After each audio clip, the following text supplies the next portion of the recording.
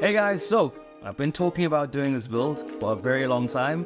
I'm a very Scrooge McDuck, so I was waiting for all the best deals, looking for, sales here, deals there.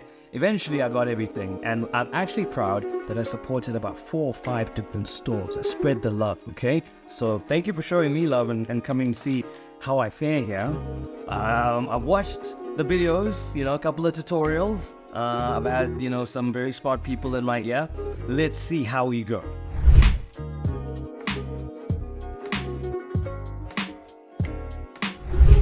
This is the motherboard.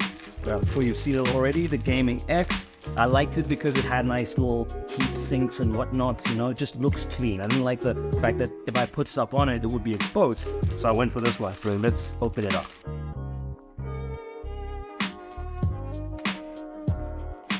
Okay, so this is what she looks like.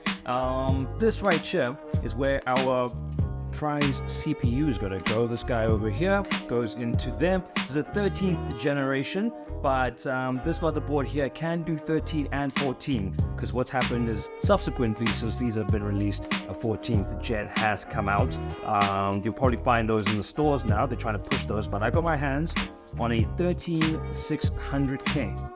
Now the K matters because the way they do it at Intel, if there's no K on its own, not KF, you F, you get KF. You want just a K, because the K on its own means that it has the internal GPU and supports a whole bunch of codecs that you wouldn't otherwise get normally. So this is why I went for it. I'm trying to make a creator and gaming PC, so I needed something that could handle kind of both responsibilities. So this is the brain. I've watched this a lot of times. They do this little thing. Alrighty, so this is the moment of truth. We lay this guy down here, then like that. Okay, looks like it's steady. We cover that up, and then I just go like that, and so nice. That's the CPU done. We now need to move on to our SSDs. This is a 1 terabyte stick. Very cool. Comes with its own heat shield, but a heat sink. I won't need those. I've got the ones on here.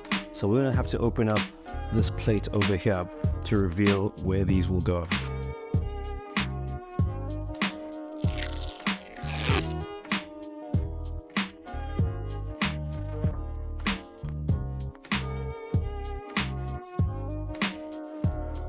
Nice. So next up, we gotta do our RAM. We've got these 2 lovely sticks here from KLEVV CRAS. And so we're gonna put these here, but because I'm using 2 sticks, I know that the rationale usually is that you go into one, you skip one, and you go into another DIMM. Cool, so here it is, the RAM. Then grab these RAM sticks. As you can see, I've prepped my DIMMs by opening up the latches on either side. There we go. Right.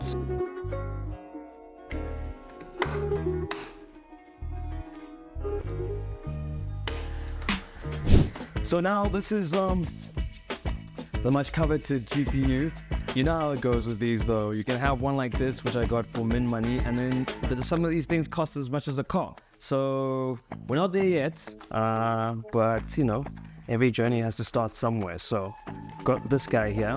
Did my research on it. It's a 3 series. We all know the 4 series are out. A little too rich for me. So I went with this baby here. And the big thing about it was because it's a part creator machine, I wanted something with quite a bit of VRAM. So what's nice about these is that they don't cost a crazy amount, and you get a good 12 gigs of VRAM on these. So I was like, alright, that makes sense to me. So here we are. And so interestingly enough, guys, this 3 series still has more in VRAM than the 4 series iteration of the same graphics card. So I really didn't have any incentives to kind of go for one which was actually in the same price range, but because of that lack of VRAM, I was like, you know what, I'll go a series older. But this is what it is. This is my first time, guys, holding a graphics card in my hands. That's what they look like, huh? Okay, very sexy. We've got all our slots here. Looks like 3 display ports and 1 HDMI that we've got there. So we're good. That's what that looks like. Very nice.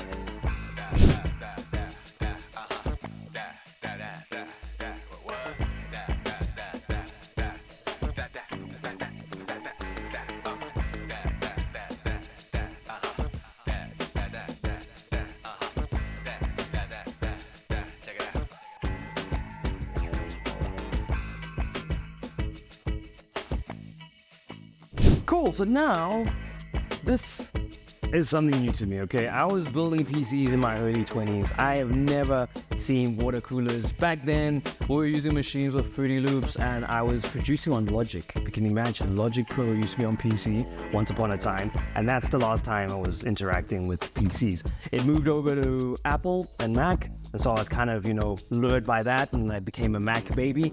But then over the years, I've just been trying to figure out how to get best bang for buck, right? I'm a marketplace aficionado, so for me, I want to stretch my rods. And the reason I got this one, I was also very limited in my choices. The case that I chose was a Montech Sky 2. Now, in that case, they have almost like bezels, like frosty, like glass-looking fans in there. So I needed to find an all-in-one that almost replicated what those fans look like so that I could have cohesion inside the case. Because what happens is I would have gotten something else and they would have just looked different, the colored RGB thing. So the Antec one is the closest in absence of being able to get a all-in-one that is from Montech, right? Obviously Montech would have had one with their fans, everything would have been uniform. So I had to go find one that's close to what the fans that are RGB inside the Montech Sky 2 look like. So I hope that they kind of work well together, and you can't really tell that it's two brands, but this design is the closest to what the Montech has inside of it, and that's why I chose this guy over here. So let's open him up.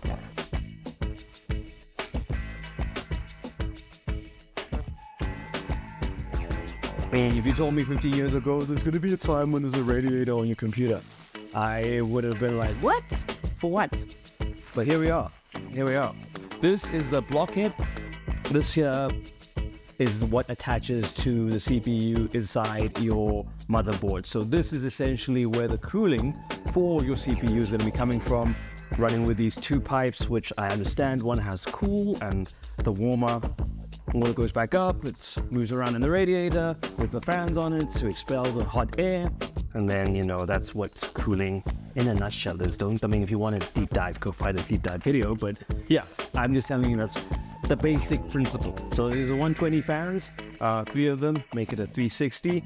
So yeah, as you can see, they each have an individual cord that's going to have to give it power, and I think the addressable RGB. So you see it's got this beautiful, almost frosted black frost kind of vibes. That's where we're going to be getting our color from. But I actually like these. I like the shape. I like the size. Because you always talk about if you're going Intel, you're going to have to spend money on cooling because their CPUs apparently get very, very hot. So that's why we had to go all in on an all-in-one. Okay guys, so it's time now to mount our fans. 3 times 12, 36, 360. There we go. Quick math. Let's say what it would say. So we'll put it on there.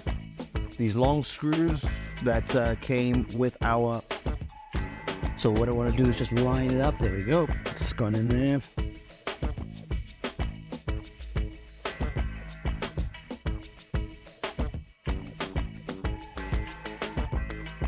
Cool, so here guys is our chassis. Now this is, I guess, the piece de la resistance, right? The last piece of the puzzle.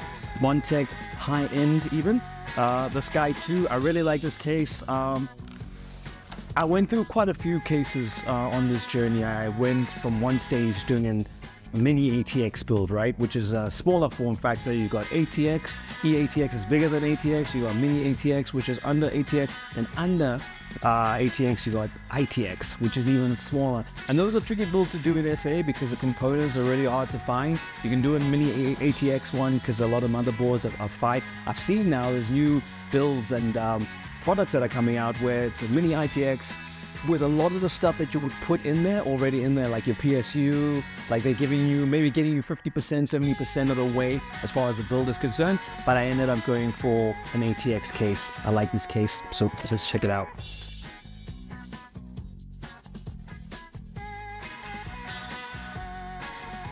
So what was important for me on this was that it had the Type-C on the actual case. Now, a lot of the cases are a little older, so you only got the USBs and maybe a USB 3.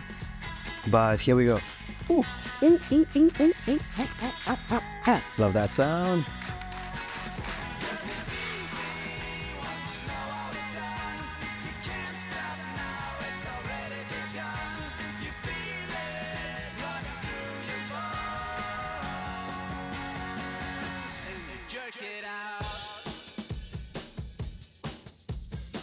Okay guys, so here we have our motherboard. It's finally time for us to put her into our case. So these ports gotta come out of here. So what we're gonna do, just gently ease it in, but be mindful of the cables that are already here.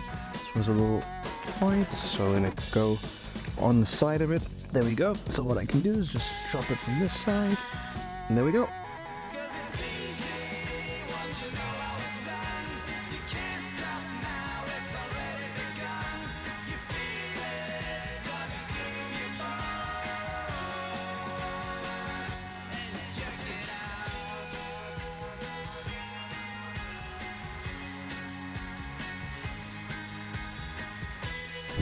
Okay guys, the most important part of the build has arrived. The one where, you know, when you look on the timeline, they're like most watched. You probably want to see if I messed this up or not, but here we go. I'm gonna do one line, okay? Don't be mad at me. Hold on, let me grab that. Yeah, I'm happy with that. And now we can mount our friend, Mr. Blockhead. Okay guys, so now we've pretty much done a lot of the work inside. We've got the blockhead on our CPU. We're in the home straight, essentially. We've got our SSDs in there, they're covered. You don't see them, but they're in there.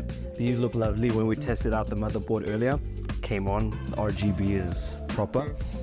So now, we're gonna mount this guy, which unfortunately, we gotta do it like that. That's what we're gonna see. I like the fans, but as you can see, that has to go into that. So we removed our two panels here. Yay! That's how you know it's in, okay? That's how you know it's in. So now, we're at the point where we actually can press the buttons on the box. So, I've connected the HDMI, there's our guy on. I think it'll come on once I press the power. So here's the moment of truth.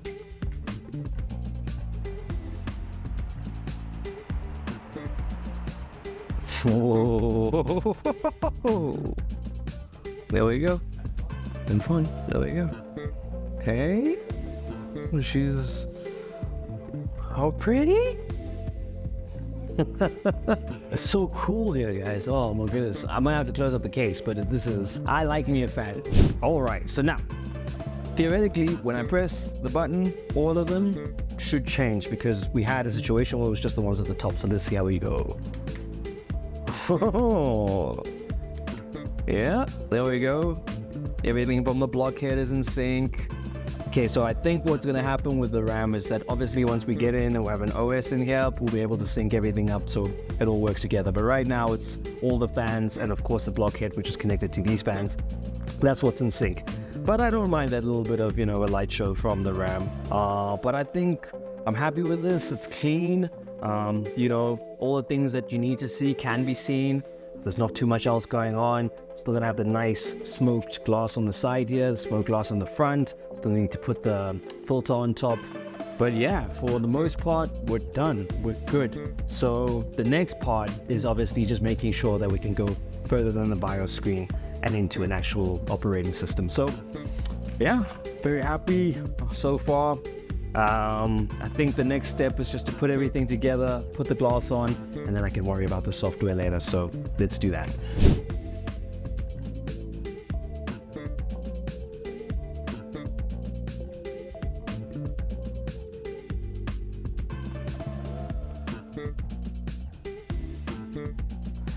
There we go, folks. It's done. Finally, in the end, I got there.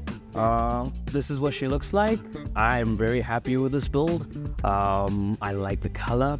I think it's just enough. I like the placement of the fans. I think that's the future they're having that side one. So a lot of ones where they had the fans up front didn't speak to me, but I think this just ticks all the boxes. It's clean. It's got the right amount of glass, right amount of fans. I love this little gray chair as a detail.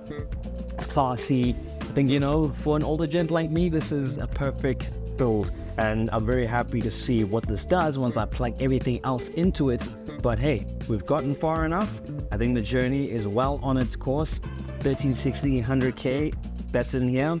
Hopefully I'll be able to make lots of dope content, play lots of dope games, and generally just be a part of your family, guys. It took me a long time to get into the whole PC thing. I know, a bit late to the party, but better late than never. And I think as my first step, I'm very happy. Hope you enjoyed checking out this build. If this is something you want to do it. That's all I'm going to tell you, because it's a great thing to do. But if you need help or anything, you can refer back here and pop into the comments if you need help as to where to look for more information. I'll catch you there. I'll give you advice on where I look to find some of this information. Some of it is on YouTube, some of it is the rest of the internet. So I'll point you in the right direction, I promise, because I think the feeling that I'm getting of satisfaction of building something like this, I want that for you.